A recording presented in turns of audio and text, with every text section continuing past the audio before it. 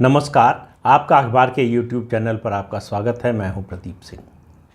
इस समय देश में एक बार फिर से विपक्षी एकता की धुन बजने लगी है और बैंड बाजे के साथ नीतीश कुमार दिल्ली पधारे।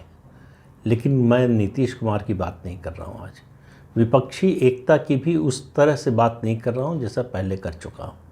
मैं आज बात कर रहा हूं कि प्रधानमंत्री नरेंद्र मोदी ने 8 साल में इस देश की राजनीति को कैसे बदल दिया, इस देश के राजनीतिक विमर्श को कैसे बदल दिया और उनके जो विरोधी हैं, उनके जो प्रतिद्वंदी हैं, उनको समझ में ही नहीं आया है अभी तक कि ये बदलाव क्या हो गया है और इसके कितने दूरगामी परिणाम होने वाले हैं। इन सब से दूर, इन सब एहसासों से दूर जो है विपक्ष अभी भी लेट 80s और 90s के खांचे में अटका हुआ है। उसे अब भी लगता है कि 10-20 दल मिल जाएंगे तो जो है, अगर इकट्ठा आ जाएंगे तो केंद्र में जो पार्टी है उसको हरा सकते हैं। वो कांग्रेस के बारे में सोचकर चल रहे हैं। ये विपक्ष जितना आज है उसमें से कांग्रेस को छोड़ दीजिए तो 90% ऐसी पार्टियां हैं जो एंटी कांग्रेसिज्म की राजनीति से निकली हैं। तो उनका माइंडसेट वही है कि अगर सब मिल जाएं तो कांग्रेस को हरा सकते हैं। हालांकि ऐसा हुआ नहीं। 77 में जब पार्टियों का विलय हो गया तब, या 89 में जब अलायंस हुआ सही मायने में तब, उसके अलावा कभी नहीं हुआ। 71 का उदाहरण मैं बार बार देता हूं। ग्रैंड अलायंस बना था विपक्ष का और बुरी तरह से फ्लॉप हुआ था। तब से अब में परिस्थितियों में ज़मीन आसमान का अंतर आ गया है और नरेंद्र मोदी ने तो पूरे देश की राजनीति बदल दी है, राजनीति के मुहावरे बदल दिए हैं, राजनीति की पिच बदल दी है। और कमाल ये है कि विपक्ष को इसका कोई एहसास नहीं है। वो लड़ाई अपने उन्हीं पुराने तरीक़ों से लड़ रहे हैं। ये आज 21वीं शताब्दी में वो 16वीं 17वीं शताब्दी के हथियार से जैसे कोई लड़े, वो हाल विपक्ष का है। तो इसलिए मैं कह रहा हूँ नरेंद्र मोदी ने जो किया है सिर्फ 8 साल में, उनको प्रधानमंत्री बने हुए 8 साल हुए, 2014 में बने थे। धर्मनिरपेक्षता बनाम सांप्रदायिकता की राजनीति हमेशा के लिए दफन हो गई। आज कोई भाजपा विरोधी, संघ विरोधी इसकी बात ही नहीं करता है। कोई नहीं कहता है कि ये राजनीति आज जो विपक्ष के नाम पर एक होने की बातें करते हैं। पहले शुरुआत की शरद पवार ने, ममता बनर्जी ने, के चंद्रशेखर राव ने और अब नीतीश कुमार कर रहे हैं। इन सब ने में किसी ने सांप्रदायिकता का नाम नहीं लिया। इस बात पर ध्यान दीजिए। वरना राजनीतिक बंटवारा एक समय, जब तक कांग्रेस का वर्चस्व था, गैर कांग्रेसवाद की राजनीति, जब बीजेपी का वर्चस्व होना शुरुआत हुई तो सांप्रदायिकता बनाम धर्मनिरपेक्षता की राजनीति, वो दोनों मुहावरे राजनीति के ख़त्म हो चुके, ऑब्सलीट हो चुके हैं।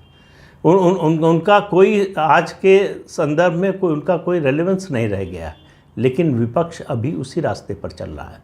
नरेंद्र मोदी आए तो उनको लगा कि ये चलेगा नहीं, तो उसके लिए नया एक शब्द गढ़ा गया विपक्ष की ओर से, विपक्षी इंटेलेक्चुअल्स की ओर से, यानी लेफ्ट लिबरल बिरादरी की ओर से।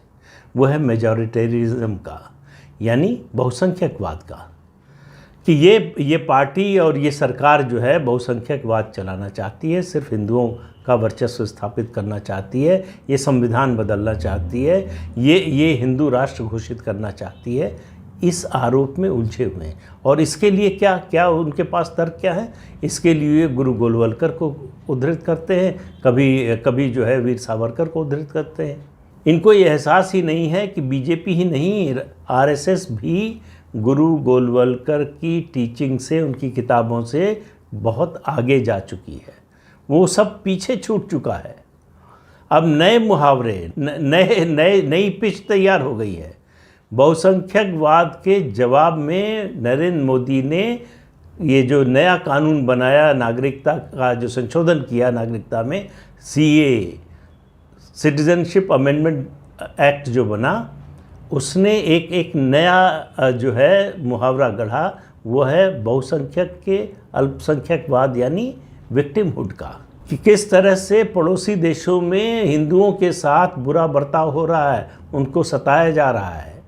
ये नैरेटिव इसके सामने खड़ा कर दिया, बहुसंख्यकवाद के सामने। और इसमें विपक्ष, इसमें जो है हिंदू मुस्लिम ढूंढता रहा, उसको इससे कुछ मिला नहीं। ये कानून अभी हालांकि लागू नहीं हुआ है, तब भी देश में ये नैरेटिव चल गया। विपक्ष को ये इस बात का भी एहसास नहीं है कि भारतीय जनता पार्टी ने महात्मा गांधी, सरदार पटेल, नेताजी सुभाष चंद्र बोस, डॉक्टर भीमराव अंबेडकर, इन सब को अपना लिया है। अब इनकी पहचान भारतीय जनता पार्टी के जरिए ज़्यादा है बजाय कि कांग्रेस पार्टी के या किसी और पार्टी के। इन सब को, ये जो हमारे राष्ट्रीय नायक हैं, इनको भारतीय जनता पार्टी ने इनके लिखे को, इनके कई बातों को, इनके कामों को इस तरह से आगे बढ़ाया है, इस तरह से उसको प्रसारित किया है जैसे ये भारतीय जनता पार्टी के कभी सदस्य रहे हों या जनसंघ या आरएसएस में रहे हों। उस तरह से आज इस्लामीकरण के खिलाफ भारतीय जनता पार्टी की ढाल और तलवार दोनों डॉक्टर अंबेडकर और सरदार पटेल हैं। विभाजन विभीषिका दिवस से लेकर हैदराबाद की आज़ादी का समारोह जो इसी महीने होने वाला है 17 तारीख को, ये सब एक नए नैरेटिव को गढ़ने का प्रयास चल रहा है और वो सफल प्रयास होता हुआ दिखाई दे रहा है। प्रधानमंत्री नरेंद्र मोदी ने लाल किले से जब बात कही थी न्यू इंडिया की, नए भारत की, वो विमर्श उन्होंने खड़ा कर दिया। ये जो आइडिया ऑफ इंडिया की बात करता था विपक्ष, मतलब भाजपा के विरोधी जितने, उसको उन्होंने पीछे छोड़ दिया, उसको जो है एक तरह से इर्रेलेवेंट बना दिया। अब चर्चा और बहस जो है वो मोदी के नए भारत की हो रही है। तो मोदी जिस तरह से बदल रहे हैं पूरी राजनीति को, बात सबसे गंभीर बात यह है कि विपक्ष अभी इसको समझ नहीं पा रहा, वहाँ तक पहुँच ही नहीं पा रहा है कि मोदी कर क्या रहे हैं। नरेंद्र मोदी इस देश के एकमात्र प्रधानमंत्री हैं जो 8 साल सत्ता में रहने के बाद, लगातार 8 साल सत्ता में रहने के बाद अलोकप्रिय नहीं हुए हैं। ये विपक्षी दलों को समझ में नहीं आ रहा है कि इसके पीछे राज क्या है, ये ऐसा क्यों है। वो मोदी को गाली देने से, मोदी के खिलाफ बोलने से, वो अडानी अंबानी का नाम लेने से उससे कोई फ़र्क नहीं पड़ने वाला है। उससे मोदी और मजबूत होते हैं। जिस तरह की बातें विपक्षी दलों के नेता करते हैं, व्यक्तिगत आक्षेप करते हैं, उससे मोदी का कुछ बिगड़ने वाला नहीं। क्यों? क्योंकि जनता का भरोसा है। किसी भी डेमोक्रेसी में, पार्लियामेंट्री डेमोक्रेसी में, अगर नेता पर जनता का भरोसा है तो फिर और कोई कुछ बिगाड़ नहीं सकता जब तक ये भरोसा बना हुआ है। और 8 साल हो गए सरकार को, बहुत से उतार चढ़ाव देखे सरकार ने, बहुत से संकट देखे, अच्छा समय देखा, लेकिन लोगों का भरोसा मोदी से डिगा नहीं। अब आप इस बात पर तो मतलब बहस हो सकती है कि आज़ादी किसने दिलाई, गांधी जी के अहिंसा के आंदोलन ने दिलाई या नेताजी सुभाष चंद्र बोस ने जो आज़ाद हिंद फौज बनाकर चढ़ाई की थी उसके दबाव में अंग्रेज़ छोड़कर चले गए, ये या भगत सिंह, चंद्रशेखर आज़ाद और इन लोगों की कुर्बानी से हुई। इस पर बहस हो सकती है लंबी, और इस बहस का कोई नतीजा शायद ना निकले। लेकिन एक बात है जिस पर कोई बहस नहीं हो सकती, जिस पर कोई विवाद नहीं है कि गुलामी के जितने चिन्ह हैं उनको मिटाने का काम अगर कोई कर रहा है तो उस शख्स का नाम नरेंद्र दामोदर दास मोदी है। और आप देखिए लगातार पिछले 8 साल से जिस तरह से हो रहा है जो कुछ, चाहे वो 370-35A का ख़त्म होना हो, चाहे वो अयोध्या में राम जन्मभूमि मंदिर के निर्माण का मामला हो, चाहे बनारस में काशी विश्वनाथ कॉरिडोर का मामला हो, या और दूसरे धर्मस्थलों के विकास का मामला हो, केदारनाथ को ले लीजिए या उत्तर प्रदेश में विंध्यवासिनी धाम को ले लीजिए। इस तरह से देश भर में जो काम हो रहा है, और अभी हाल ही में जो हमारी नौसेना का ध्वज, उस पर जो छत्रपति शिवाजी की शाही मुहर लगी है, किसको हटाकर? जॉर्ज क्राउन को हटाकर। गुलामी के चिन्ह, और सबसे बड़ा चिन्ह पूरे देश में जिसमें दुनिया भर की नज़र जाती है, हमेशा जाती है, वो लुटियंस दिल्ली, जहां हमारे जनतंत्र का मंदिर जिसको कहा जाता है, संसद भवन की इमारत, वो गुलामी का सबसे प्रतीक के रूप में खड़ी है कि ये अंग्रेज़ बनवा कर गए थे। 75 साल में भारत अपना संसद भवन नहीं बनवा पाया। नरेंद्र मोदी वो भी कर रहे हैं, और वो ज़्यादा समय नहीं है, या तो ये विंटर सेशन या अगला बजट सेशन नए संसद भवन में होने वाला है।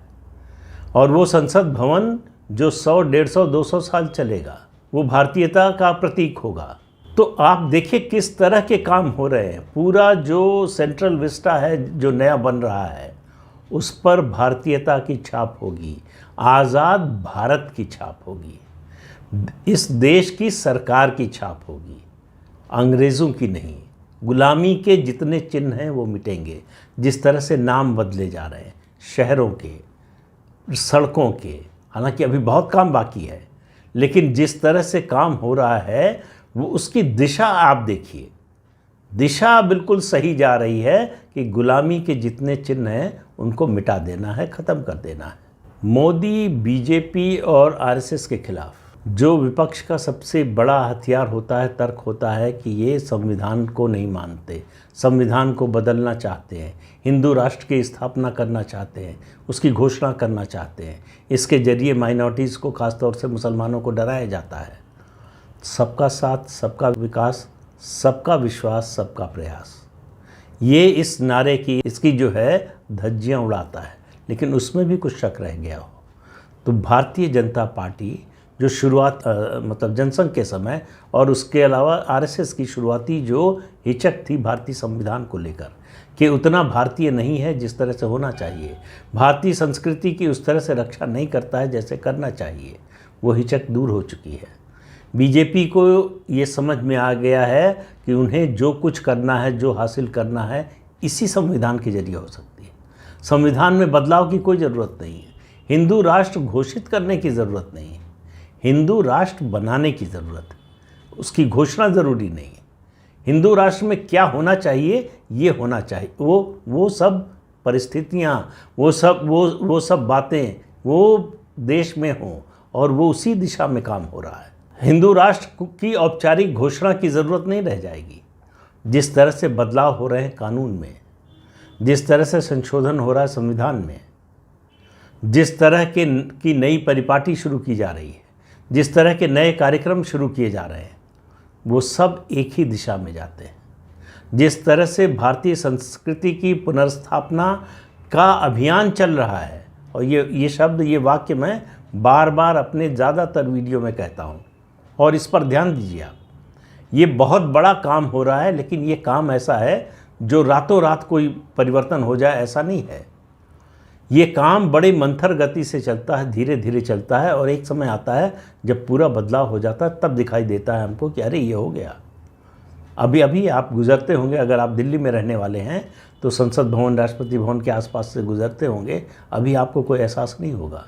जिस दिन उस भवन का उद्घाटन होगा, जिस दिन सेंट्रल विस्टा पूरा होगा, तब समझ में आएगा कि ये क्या कर दिया नरेंद्र मोदी ने, ये क्या बना दिया है, आने वाली पीढ़ियों के लिए गर्व करने के लिए बना दिया है, जिसका विरोध करने में कोई कोर कसर नहीं छोड़ी लेफ्ट लिबरल बिरादरी ने। और नरेंद्र मोदी आज से नहीं कर रहे हैं। जब मुख्यमंत्री थे, पूरे देश में ज़्यादातर लोग विरोध में थे नर्मदा डैम की हाइट बढ़ाने के। एक मोहतरमा थी जो बाहर से, जिनको पैसा मिलता था विरोध करने का, वो कहती थी नर्मदा का पानी कच्छ में कभी नहीं पहुंच सकता।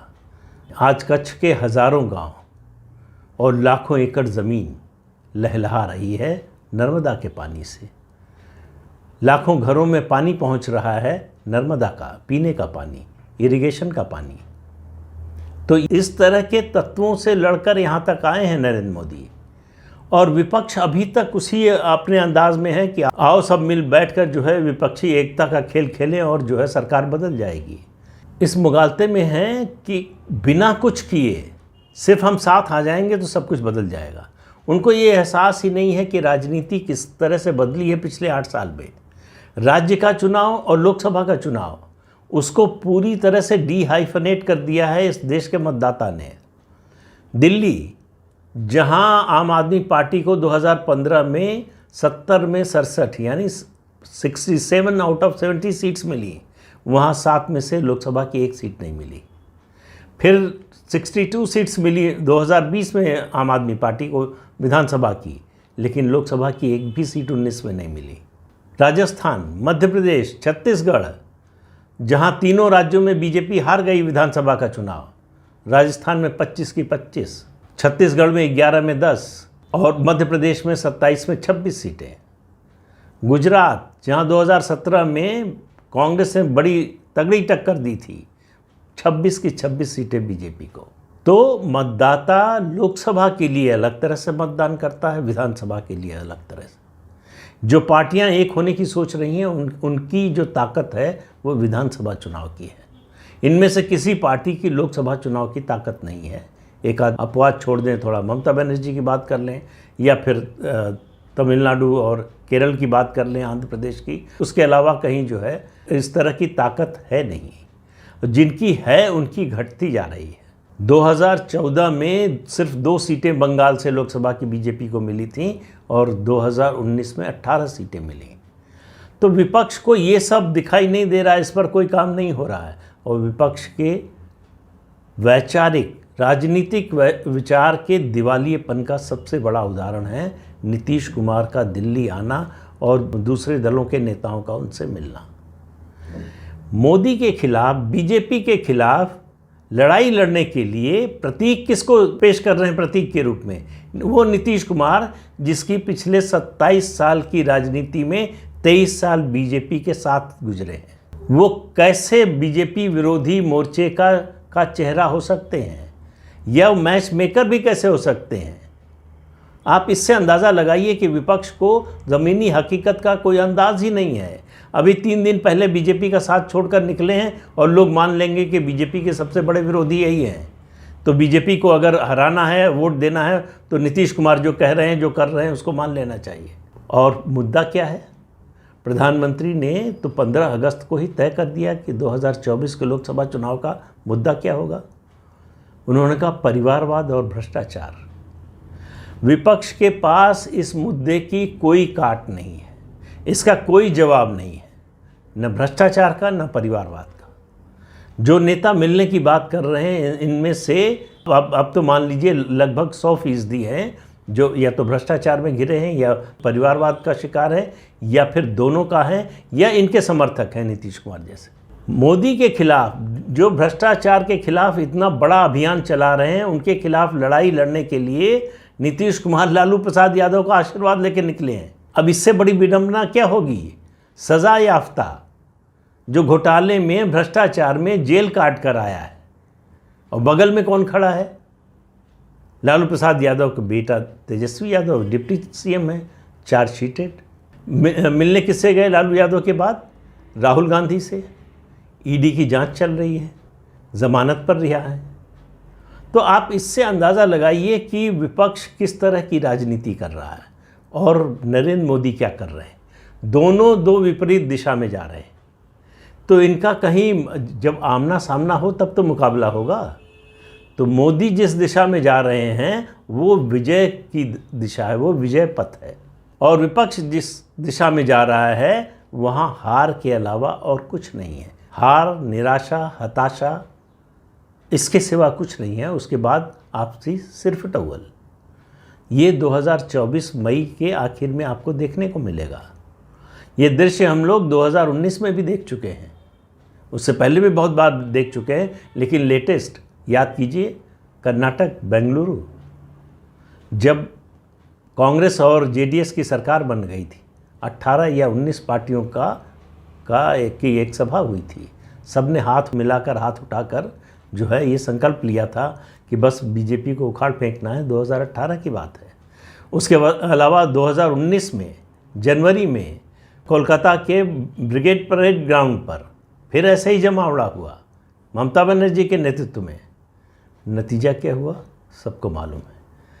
तो सवाल ये है कि जब तक विपक्ष मोदी और भाजपा के विमर्श का नैरेटिव की काट नहीं खोजता, जब तक मोदी की विश्वसनीयता और उनकी जो साख है उसको कम नहीं कर पाता, उस पर चोट नहीं कर पाता, विपक्ष के लिए कोई संभावना नहीं है। 2024 मेरी नज़र में, आज से ही कह रहा हूँ, चुनाव की भविष्यवाणी नहीं करनी चाहिए, तब भी कह रहा हूँ, 2024 जो है 1 हॉर्स रेस है। सिर्फ बीजेपी मैदान में है लोकसभा चुनाव में। विधानसभा चुनाव में लड़ाइयाँ हैं, लेकिन लोकसभा चुनाव में बीजेपी का कोई मुकाबला नहीं। ये गिनती करते रहें कि यहाँ से तो इतनी सीटें कम हो जाएंगी, वहाँ से इतनी सीटें कम हो जाएंगी, नीतीश कुमार ने एक बयान दे दिया कि 50 सीट नहीं मिलेगी, हालांकि उनके पार्टी के प्रवक्ता के दस्तखत से ये बयान जारी हुआ उनका। दूसरे दिन उन्होंने उसको वापस लिया। लेकिन मैं तो उनसे कह रहा हूँ कि 50 सीट अगर आप बीजेपी को उत्तर प्रदेश में 50 सीट पर रोक लें तो हम मान लेंगे कि आप बहुत बड़े सफल राजनीतिक हैं। तो ये सब मुंगेरी लाल के हसीन सपने हैं, सपने देखते रहिए, उस पर कोई प्रतिबंध नहीं है। तो ये शगल जो चल रहा है विपक्षी एकता का, ये अभी 2024 तक चलता रहेगा और इसका नतीजा कुछ निकलने वाला नहीं, क्योंकि ज़मीनी हकीकत का कोई अंदाज़ा ही नहीं है, कोई मुकाबले के लिए कोई तैयारी ही नहीं है, मुकाबले का कोई हथियार ही नहीं है, न नीतियों के स्तर पर, न संगठन के स्तर पर, न नेतृत्व के स्तर पर। इसलिए परिणाम बिल्कुल साफ है।